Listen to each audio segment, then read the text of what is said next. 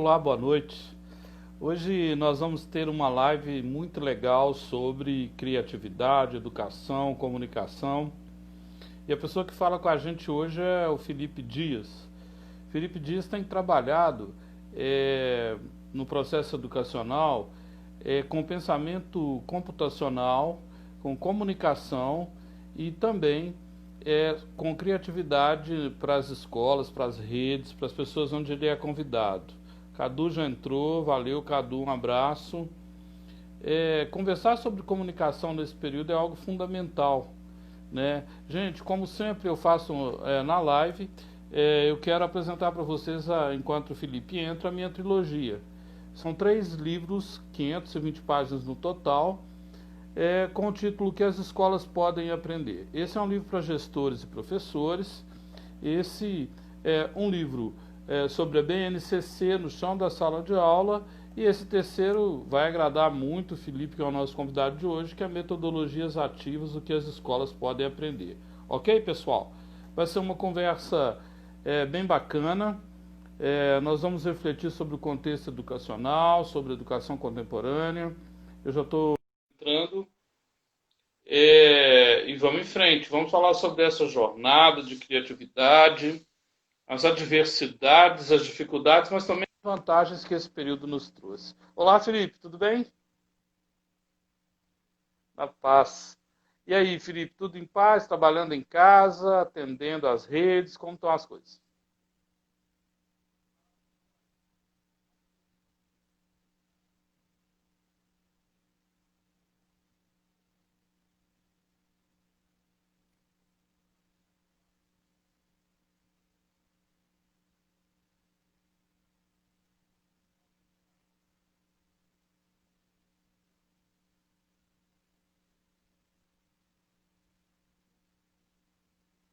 Perfeito.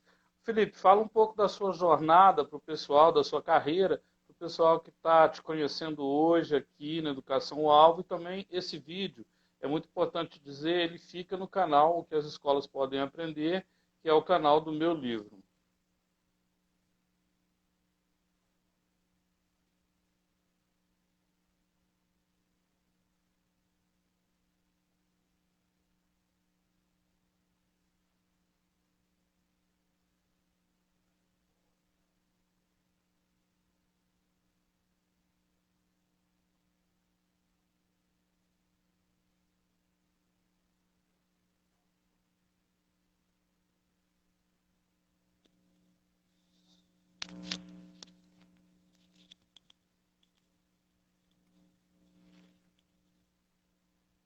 Ô Felipe, as pessoas estão dizendo que você está sem áudio. Tá melhor assim? Tá me escutando? Pessoal, dá um joinha se Dá você um joinha se está você melhor. Eu eu estou tô melhor, bem. eu tô bem.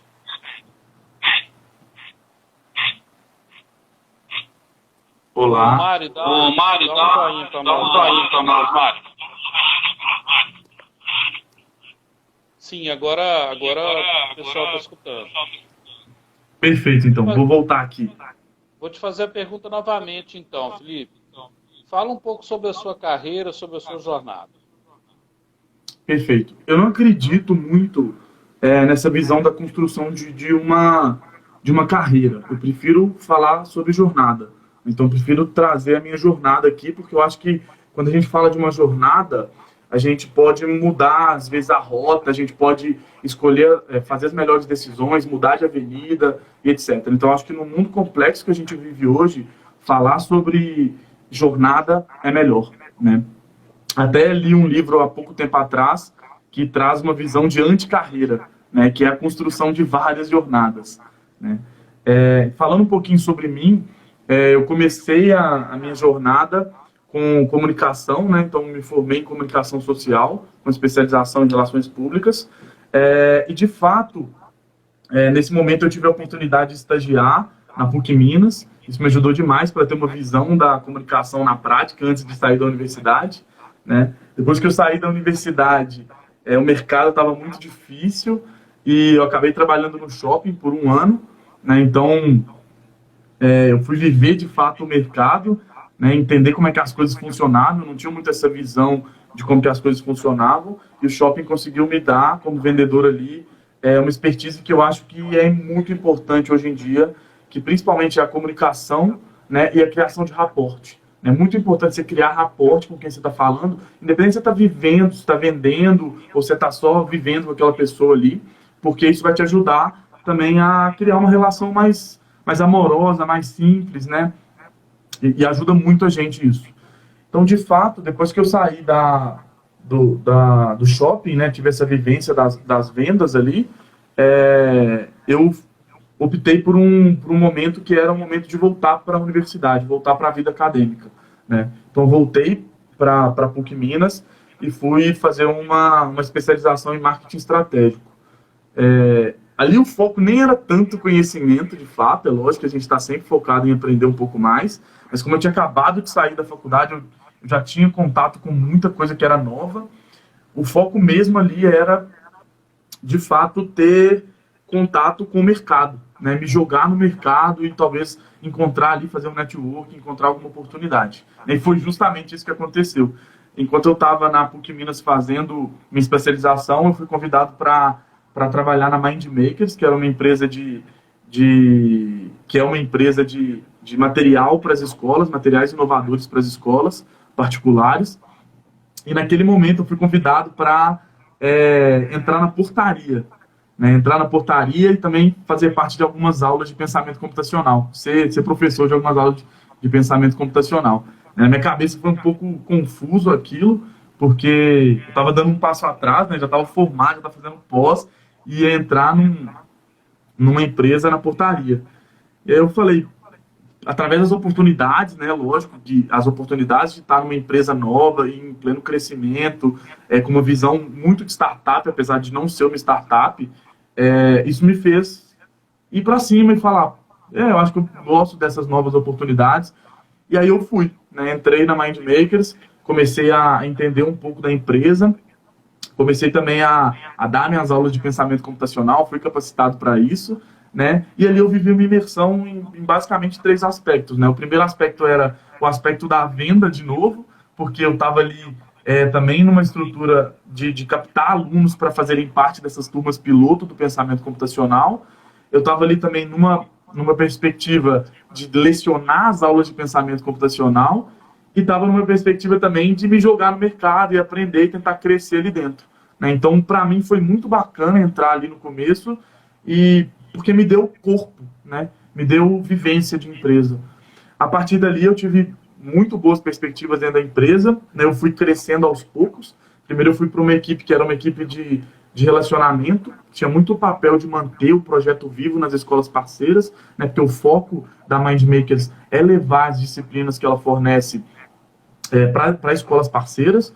Então, eu ia na escola, mantinha o projeto vivo, fazia ali um alinhamento pedagógico, isso me ajudou muito também, e é lógico que, trazendo de novo aquele aspecto da venda no shopping, aquilo me ajudou muito nesse momento também, porque eu já conseguia criar mais rapport, já conseguia conversar com as pessoas e etc., né? E vivi essa imersão ali por um tempo dentro da minha área, né? Fazendo relacionamento e etc.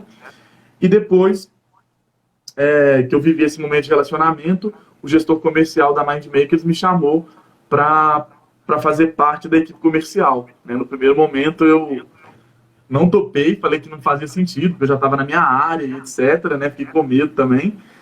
E é muita pressão, né? De fato, a vendas é muita pressão. E eu também tinha um resquício ali, que era da venda no varejo, que é de ter que ficar insistindo demais para a pessoa levar um produto, né? Então, às vezes, isso é chato, né? Se a pessoa vai na sua loja comprar uma blusa branca e você tem que fazer ela sair com uma blusa branca e 10 calças jeans, às vezes pode ser chato para você isso. Então, eu tinha esse resquício ainda que talvez me fez ali titubear e não querer aceitar de cara.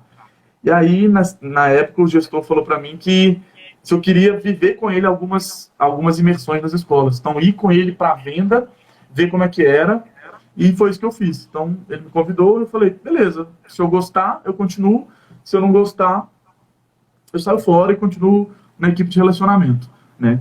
E, a partir daí, eu comecei a ir em algumas visitas e participar daquele momento de imersão nas vendas dentro das escolas, né? Isso me ajudou demais, porque porque eu percebi que o que eu fazia como relacionamento era muito parecido com a venda que estava acontecendo ali. Né? De fato, a venda dentro de uma escola, né, a comercialização de um material, ela está muito ligada com o relacionamento. Então, isso me fez chegar mais perto das escolas e gostar daquilo. Né?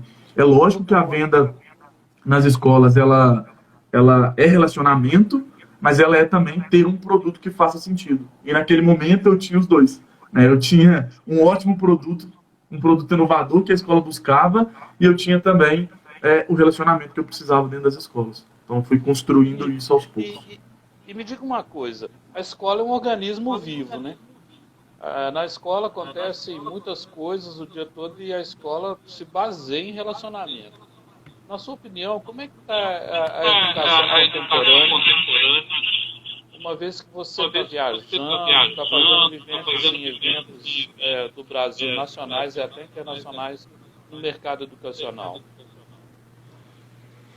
Então, essa pergunta para mim é bem complexa, na verdade. Eu vejo o mercado da educação hoje vivendo o seu melhor momento. A educação, para mim, a educação agora, ela está no seu melhor momento. Porque a gente sabe que a educação, e às vezes quando eu falo isso pode assustar, mas eu penso que a educação ela precisa mudar muito. A gente precisa partir para uma estratégia de mudança que vai impactar muito o aluno que está vivendo a escola hoje, né? E nada melhor do que um momento como esse, de pandemia, né, para virar a chave da educação nessa mudança. Então, eu acho que esse momento ele vai trazer essa virada de chave para a escola e para a educação, de fato, né? Eu penso que, assim, se existe um momento para mudar, é agora, né? Se existe um momento para mudar, a gente precisa mudar e começar a mudar logo, né? A educação. E, nesse sentido, a pandemia, ela trouxe para a gente que, assim, nas suas minúcias, o mundo já é digital. Então, ela apresentou o mundo para todo mundo, inclusive para a escola, para a educação, que a gente está vivendo num mundo digital, né? E esse mundo digital, ele é digital nas suas minúcias, né? Então, por exemplo, aposto que todo mundo que está vendo aqui a gente agora são pessoas que recebem sua grana do salário através de um aplicativo, né? Sim. Então, eles não têm nem contato com o dinheiro. Então, nas minúcias da educação, a gente já entende que esse mundo é digital, né? E olha que incrível, a gente está vivendo esse momento através de uma live e as pessoas estão vendo a gente ao vivo. Perfeito. Então aí que a gente vai percebendo que o mundo é muito digital, né? Verão depois no canal, né? Felipe, a Adelaine, a professora, ela é uma excelente professora, né? Foi durante muitos anos uma professora de educação corporativa no Senac, e hoje ela é psicóloga, né? Terapeuta. Ela está perguntando uma coisa. Você concorda que há uma necessidade de profissionais atuais serem generalistas? Sua experiência mostra isso, né? Um pouco de tudo?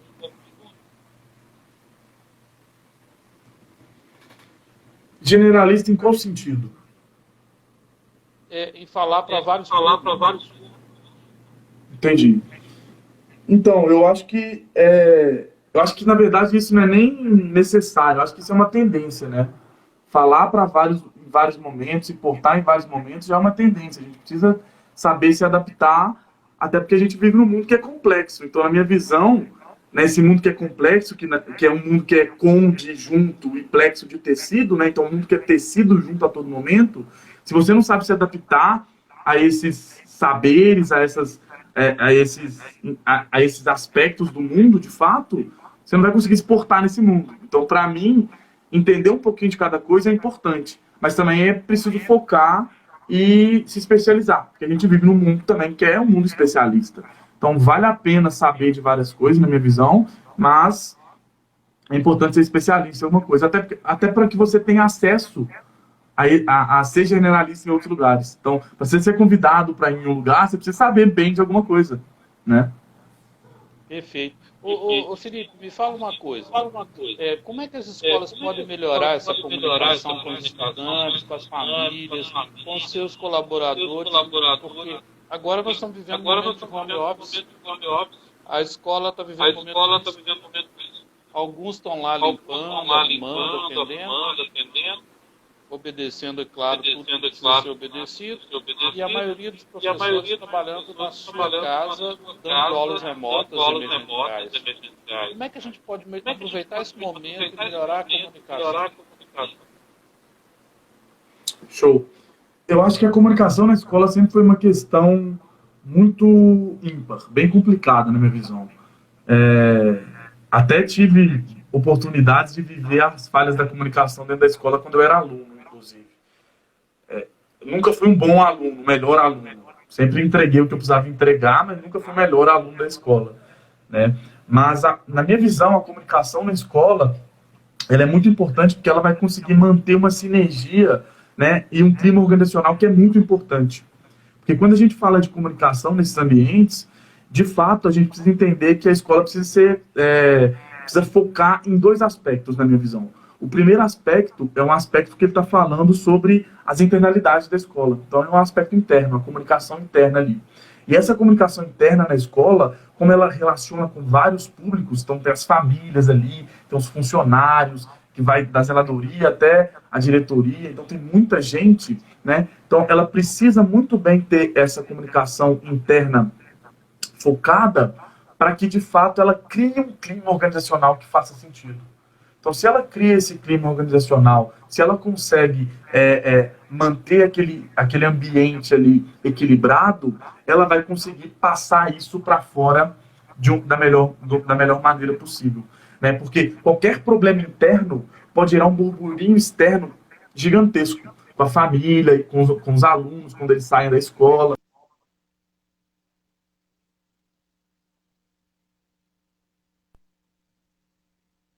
E o segundo aspecto... Está me escutando? Estou escutando, estou escutando. E o segundo aspecto é cuidar do externo, da comunicação com a família.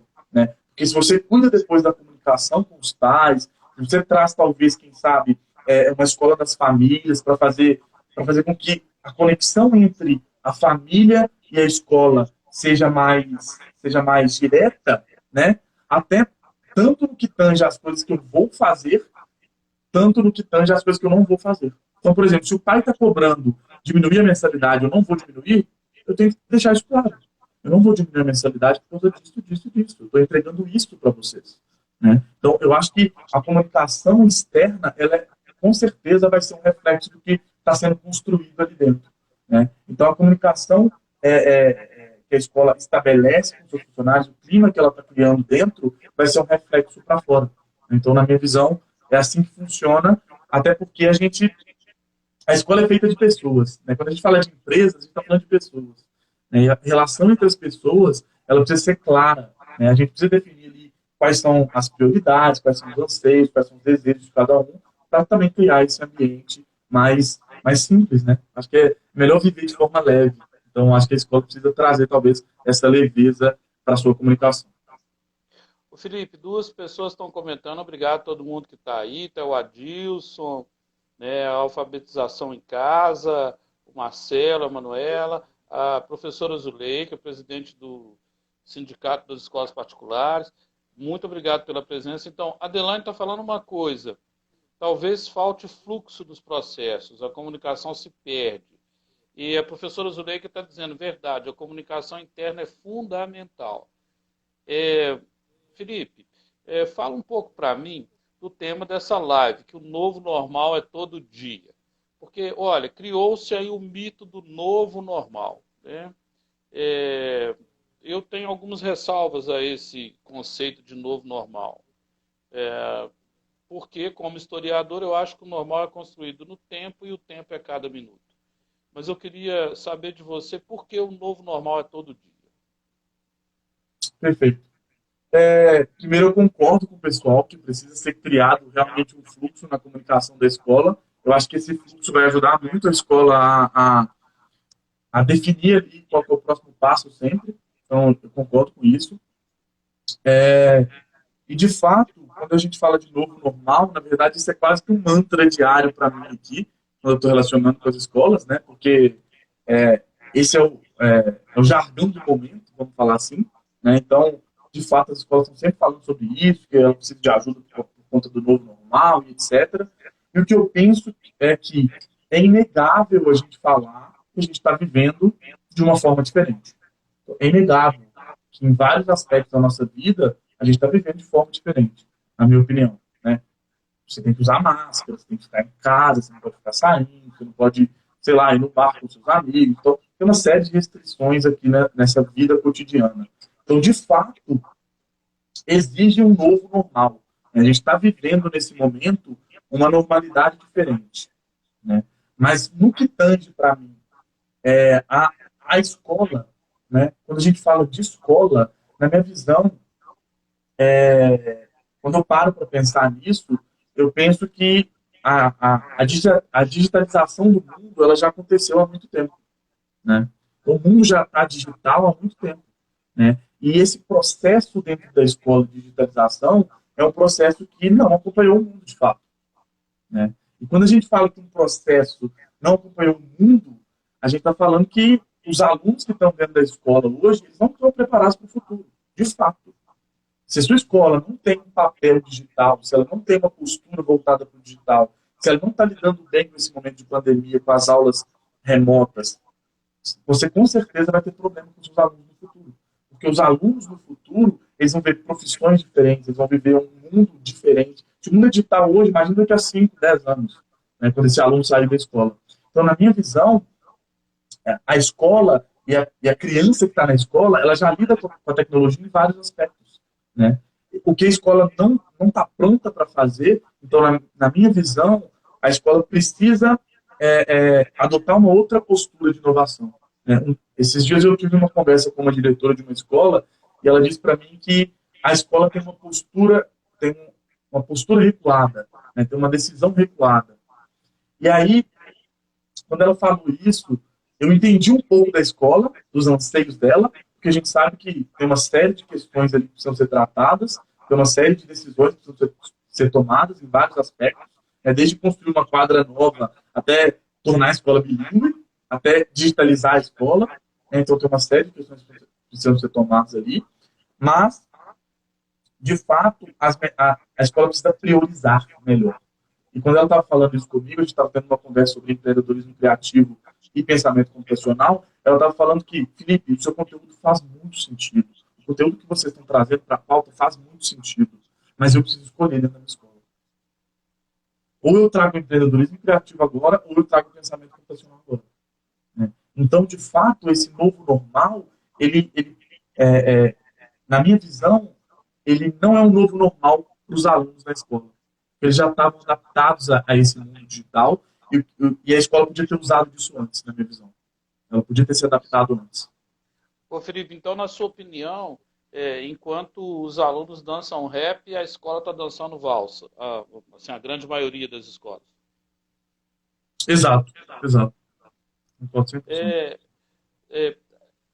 Você está falando de um público nativo digital, né, que eu, no meu livro, eu chamo de geração C, né? Como que as escolas podem ser mais criativas para conquistar, veja bem, duas palavras com C, nem tinha pensado nisso, mais criativos para conquistar o mindset desses estudantes da geração C, que eu chamo de coletivo conectado, né? Como que a escola pode ser mais criativa? Por exemplo, a sua geração já é nativa, e a geração que veio depois da sua já é hipernativa. E aí? Show. Eu acho que a criatividade, primeiro, ela já tá intrínseca à escola, à educação, de fato, na minha visão, né? A criatividade, ela faz parte desse ambiente, ela faz parte dessa criação, tá? E nesse momento que a gente está vivendo, a educação, ela vive um momento que é específico, mas eu acho que as metodologias tradicionais de ensino, elas já não conseguem, de fato, gerar o engajamento que o aluno precisa dentro da sala de aula, né?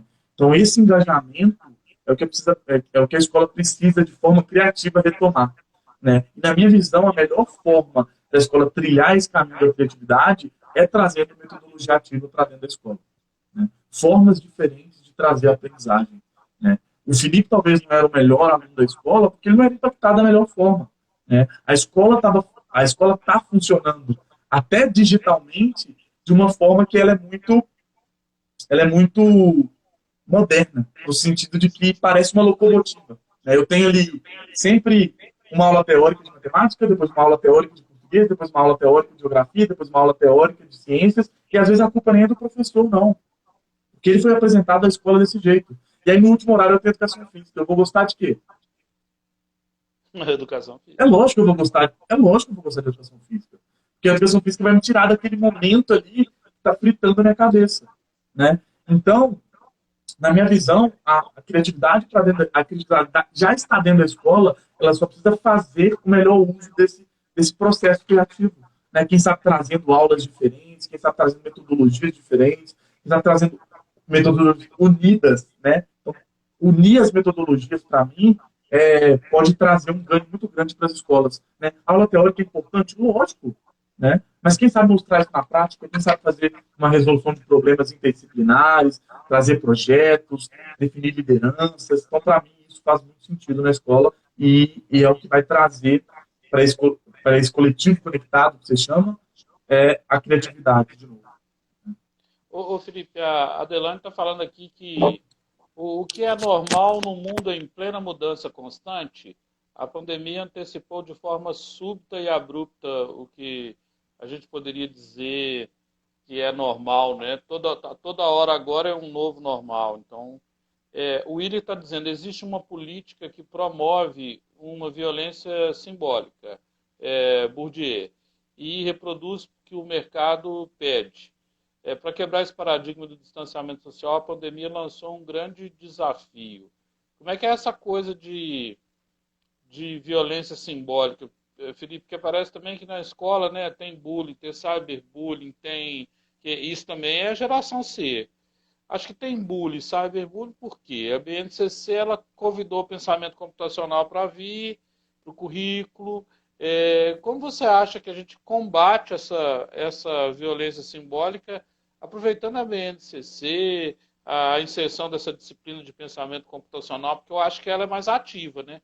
O estudante, desde pequeno, já começa a imprimir o ritmo. Eu não entendo bem do pensamento computacional, eu queria entender. Basicamente, primeiro eu vou explicar um pouco sobre o pensamento computacional, sobre a metodologia dele, e depois eu falo um pouco sobre essa violência simbólica que ele citou, e como que ela pode ser, talvez, Diminuída, como né? que a gente pode diminuir isso nesse cenário, tá? Primeiro, o pensamento computacional é uma disciplina que a gente, dentro da Mind Makers, que é onde eu fui apresentado a ela, né? A gente não está inventando a roda com essa disciplina, a gente foi buscar lá fora, em países que já trabalhavam com pensamento computacional, e basicamente as bases do pensamento computacional são bases que têm muito a ver com a ciência da computação. Né? Então é como se a gente estivesse trazendo um conteúdo que é disponibilizado só na faculdade e descendo a régua desse conteúdo para todos. Né? O grande foco do pensamento computacional como disciplina é o foco de fato, disponibilizar para os alunos a melhor forma de lidar com o mundo digital. Né? Então vão ser apresentados para esses alunos uma série de conceitos que são importantes para o futuro dele no mercado de trabalho. Por exemplo, inteligência artificial, programação, circuitos elétricos, IoT. Então, uma série de questões ali que vão estar na vida desse jovem e que ele vai ter que lidar com elas, independente da sua profissão. Né? Então, o foco do pensamento computacional é trazer esse aluno para o mundo digital, mas pensando sempre que eu não quero formar aqui uma pessoa que vai ser TI ou que vai ser cientista da computação. Não, o foco não é esse. Depois que o aluno viver essa trilha de aprendizagem, a gente quer que esse aluno seja um cidadão digital, um cidadão do mundo digital, né? Que esteja preparado ali para lidar com uma série de problemas que ele vai ter, que ele pode solucionar, automatizar de forma digital. Né? Então, o foco do pensamento computacional é isso.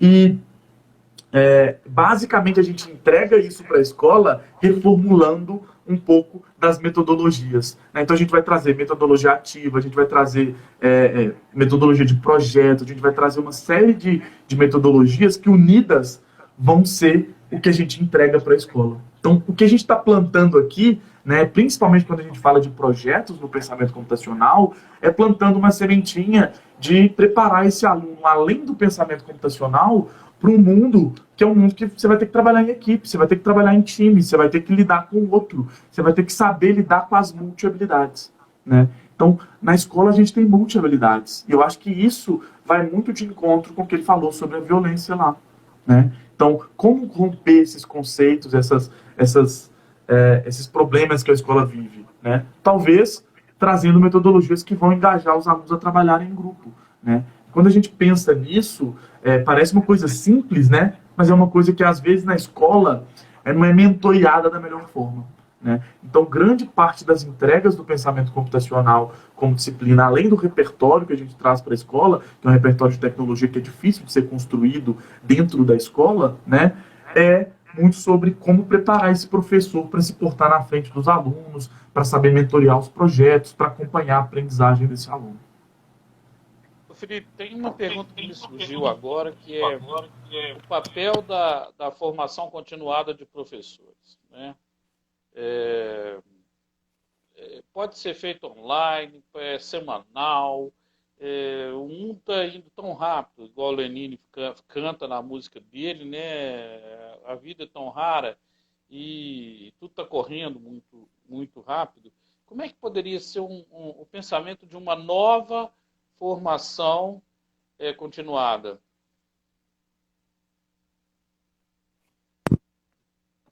Eu acho que, assim como a educação vai viver um momento que é híbrido, né? Assim como a educação está vivendo um momento que é híbrido, né? E se ela não trazer depois que a pandemia acabar esse híbrido para a pauta, né? De ter também aulas online, de instigar os alunos de outras formas, né? Eu penso que a formação continuada também tem que ser híbrida, né? Então, quem sabe impactar o professor com formação e com momentos online que vão, de fato, primeiro, fazer sentido para ele no chão da sala de aula, porque o chão da sala de aula ainda existe, apesar da gente ter um chão da sala de aula na nossa casa agora, né, com as crianças aí vivendo isso, mas a gente precisa preparar esse professor, na minha visão, para conseguir, da mesma forma que ele ensina o aluno, né, então o aluno aprende a aprender a cada momento, eu acho que o professor tem que pegar um pouco disso também. Aprender a aprender em cada momento. Eu penso nisso. O William está dizendo que conheceu em uma escola na vizinha de Lagoa Santa. Provavelmente. Provavelmente. O William é da rede de Santa Maria. Ele é um coordenador, parece, professor de ensino religioso. O William trabalhou durante anos na rede salesiana e hoje mais cedo estamos numa live. Bom, Felipe, empreender. A escola é cheia de dores. Né? Educador, avaliador, coordenador. Mas eu estou querendo que a escola crie um empreendedor, um vencedor. Pessoa que suporta a dor. Disso eu acho que eu penso. Como é que o empreendedorismo ganha cada vez mais espaço nas escolas? Porque tem escola que fala que quer empreender, mas ela está com a parte da tarde dela vazia, ela não está usando os espaços. Qual que é a vantagem da disciplina do empreendedorismo para o projeto de vida dos estudantes? Isso me interessa muito. Legal. Eu penso que o empreendedorismo, primeiro, quando a gente traz isso para a pauta, a gente está falando que empreender vai muito além de abrir uma empresa, né? Então, quando a gente identifica problemas, e pode ser tanto um problema simples quanto um problema complicado, né? A escola tem vários problemas, como você disse, né? Eu posso, por exemplo, na escola, ter um problema que meus alunos não conseguem fazer uma fila para a cantina. É um problema simples, pô. Talvez com medidas simples ali eu consigo resolver, né? Ou posso ter um problema muito complicado. Estou tendo bullying na minha escola, eu preciso conscientizar os alunos de que isso realmente vai afetar na vida do aluno, vai mudar muita coisa e etc. Então, na minha visão, esses problemas precisam ser solucionados, né? E o que a gente precisa para solucionar esses problemas tem muito a ver com uma postura, né? Que é uma postura que a gente gosta de falar, principalmente na Mind Makers, quando a gente fala de empreendedorismo, voltada para a ação, né? Então, se a escola consegue, de fato, criar nos alunos uma postura voltada para a ação, né, ela consegue também resolver muitos problemas que estão afetando a escola, né? E aí, quando a gente fala de empreendedorismo, na nossa visão, e eu concordo 100% com isso, a gente precisa trazer também aspectos da criatividade, né? A gente vive num mundo que é complexo, num mundo que está em plena mudança, num mundo que não para em nenhum minuto, né? A gente sempre tem coisa nova aí. E como trazer, como empreender tanto a minha vida, a minha carreira, os meus propósitos nesse mundo, né? Como definir ali o que é importante para mim, sem que eu primeiro use a criatividade para criar coisas, para pensar em coisas diferentes e etc. Então eu penso que a criatividade e o empreendedorismo na escola, eles têm um papel que é fundamental, que é de definir para o jovem, né, para ele saber diferenciar qual que é a melhor jornada para ele.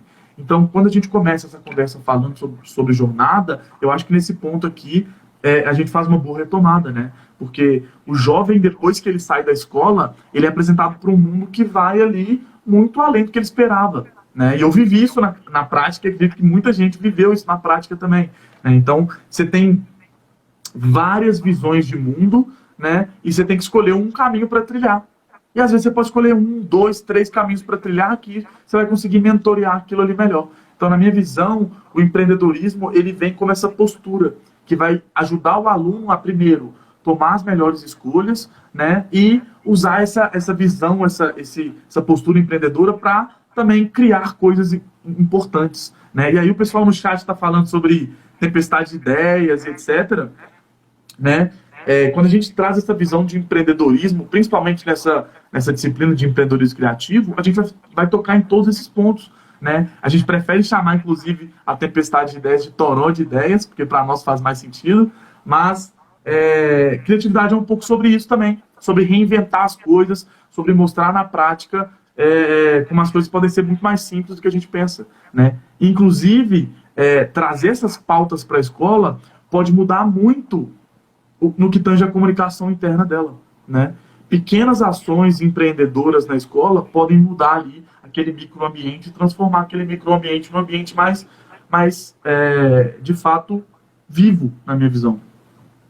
Ô, Felipe, eu tenho acompanhado que você tem feito encontros com empresas sobre criatividade. Inclusive, na semana passada eu vi alguns impactantes.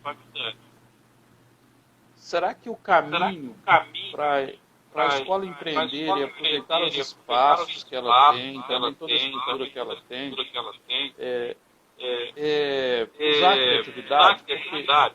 Porque eu escrevi um capítulo no meu livro, que as escolas podem aprender, que é a escola sair do Oceano Vermelho e ir para o Oceano Azul. Ou seja, tentar criar outras formas de entretenimento e formas de educação mesmo, dentro daquele espaço que fica ocioso à noite ou à tarde, sobretudo porque agora tanto as escolas públicas quanto particulares vão sofrer muito com o impacto da crise econômica que veio de mãos dadas com a pandemia. Como que a gente poderia ser criativo para gerar novos negócios dentro da escola? Porque a escola vai ter que ser mais aberta. Porque Renault já falava que ela tem que ser aberta ao mundo. Como que a gente pode criar, né, como que a gente pode fazer esse exercício que você tem feito aí com as empresas e escolas? Legal, eu acho que, primeiro, na minha visão, eu tenho feito, sim, vários trabalhos com empresas para ajudar as empresas também a entender um pouco mais sobre criatividade e um pouco mais também sobre o seu propósito. E, na minha visão, para a escola conseguir gerar mais aspectos, na verdade, para a escola conseguir ocupar esse espaço e criar esses espaços de interação em outros momentos, né, primeiro ela precisa entender o público dela. Né? A gente sabe que em volta da escola tem uma comunidade educativa ali que está muito ligada com aquele ambiente. Né? Então você tem pais de alunos morando perto, você tem uma série de questões ali que podem impactar a escola. Então, na minha visão, faz sentido primeiro entender um pouco sobre o público que você está lidando e trazer ações voltadas à aprendizagem para esse público. Né? As escolas, na minha visão, a aprendizagem, na minha visão, ela não tem idade. Então, às vezes, você tem um pai de um aluno ali que quer entender um pouco mais sobre criatividade, você tem uma pessoa na sua escola que entende, você pode fazer, quem sabe, ali uma oficina com esse pai, e aí você vai agregando mais para a escola e trazendo mais ainda a comunidade educativa para perto de você, né? Então, na minha visão, faz muito sentido entender seu público e fazer ações com esse público de aprendizagem, é lógico, que a escola sempre vai ser um espaço de aprendizagem e de entretenimento para ajudar esse público a ser mais parte da sua comunidade. Aqui é uma consultoria individual. Eu estou criando a escola convergente, já até te mostrei o projeto, né? Como que uma escola pode ser convergente no século XXI? Ou seja, olha, os jovens gostam de jogar, eles gostam de competir. Nos Estados Unidos, na high school, eles fazem torneios dos mais diversos. Como que a gente pode criar uma escola convergente assim, com o imaginário dos jovens e das suas famílias? Porque as famílias estão mudando. Até um determinado momento, elas achavam que celular não podia, que a escola tinha que ser rígida, bem tradicional, e agora os pais estão começando a ver que o celular que está salvando agora, né? Até algumas escolas também, que o professor pode dar uma aula mais flexível, porque 50 minutos, às vezes, cansa o estudante, se for só teoria e não tiver nada de resultado e produto no final da aula. Como que a escola pode ser mais convergente? Ou seja, conversar mais com o seu estudante e com as suas famílias. Legal. Eu acho que, primeiro, essa pergunta tem muito a ver com a pergunta anterior, na minha visão, né? Porque se você entende ali quem é seu público e etc., você consegue criar uma convergência para impactar esse público melhor, né? Mas eu penso que a digitalização da escola já é um bom primeiro passo para que ela se torne convergente, né? Porque a gente sabe que o mundo digital ele traz uma série de novas perspectivas para a escola, né? Então, na minha visão, para a gente tornar esse ambiente mais convergente, né? Lógico que focado no mesmo ponto, acho que convergência tem muito a ver com isso também, de trazer várias visões, mas sempre manter a aprendizagem, que no meu entendimento, essa convergência na escola sempre vai ser voltada para a aprendizagem. Então eu penso que talvez a digitalização da escola vai ajudar muito nesse aspecto, né? Porque trazendo novas visões de mundo para dentro de um ambiente que já precisa ser digital há muito tempo, né? A escola vai conseguir trazer outros aspectos, quanto jogos, a interação dos alunos no contraturno e etc. Então, eu acho que a digitalização da escola, para mim, é o primeiro ponto dessa convergência. Legal, Felipe. A Annelise é uma professora que coloca muito em prática as metodologias ativas, inclusive, né, Annelise? Vou marcar logo nossa live. Ela está dizendo que o empreendedorismo pode começar na infância. Não é? O Marcelo está dizendo como podemos desenvolver a criatividade em tempos de pandemia. E aí a Annelise está dialogando com o Marcelo. Marcelo, eu já criei sala de aula para as crianças trabalharem em grupo. Aí a Delane está falando em design simples, que é uma oportunidade. E a Annelise diz, eu também já pedi os alunos para serem empreendedores e criarem o seu negócio. Teria que ter nome, campanha, público-alvo. Deu super certo. E criando uma rádio na escola da hora do intervalo. E aí, muitas ideias boas, um toró de ideias. Realmente, eu acho que assim, essas ideias é que vão levar a escola a se tornar convergente. Então, eu acho que assim, essa convergência da escola, né, esse momento de troca, é que vai fazer a escola de fato se tornar convergente, na minha visão, né? Quando a gente fala de design thinking, como trazer a criatividade para dentro da escola, eu acho que isso parte muito de como que o professor enxerga o conteúdo, né? Nessa disciplina de empreendedorismo criativo da Mind Makers, a gente vai trazer uma série dessas questões, como design thinking, como ser criativo, como fortalecer esse músculo criativo, como de fato ser empreendedor, de forma simples. Então, realmente dá sim para trazer a criatividade para dentro da escola em tempos de pandemia, e eu me coloco à disposição de vocês para, quem sabe, fazer uma imersão sobre essa e entender um pouco mais de como que eu tenho feito isso em algumas escolas, né? Porque na minha visão, teorizar demais não vai fazer muito sentido. É melhor viver a experiência na prática e, a partir dessa experiência, a escola fica livre para também criar novos conteúdos e trazer essa visão criativa e empreendedora para a prática, né? Ô, velho, queria ter um filho assim, viu? O bom é que eu tenho, né, filho? Te amo, cara. Tá bem. Aqui, você que é uma pessoa que está analisando o mercado como aluno, o que você acha? Você leu? Na verdade, eu acho que assim, quando a gente fala, a coleção inteira, ela é muito importante para as escolas, né? E aí, quando a gente fala da escola aprender, né? Até aí já está um ponto que a escola precisa aprender melhor, né? Então, a escola precisa aprender a aprender. Então, para mim, o título do livro já mostra um pouco e já pincela um pouco do que a gente está vivendo aqui, né? E aí, pessoal, se eu puder dar uma dica para vocês, professores, gestores escolares, comprem esse livro e decupem cada página, porque aí tem uma série de insights e questões importantes que a escola precisa se atentar, tá? Principalmente o de metodologias ativas. É isso. Gente, perguntas para ele aí. Nós temos ainda 7 minutos. Uma pausa agora no gemido. Pode avaliar também de 1 a 5 estrelas.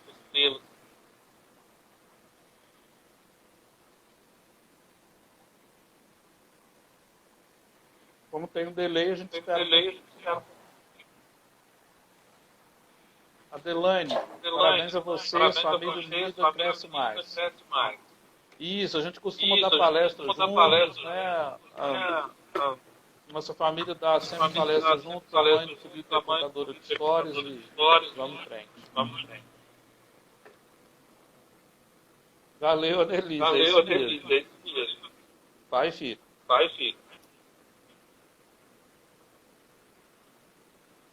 Zuleika, muito obrigado pelo 5. É uma honra receber você, que conhece muito todo mundo. Lindo. Nós optamos por fazer essa live, faz vídeo nesse mês de agosto, que é o mês dos pais, Semana das Famílias também, nas igrejas as mais diferentes. Né, Felipe? Foi isso.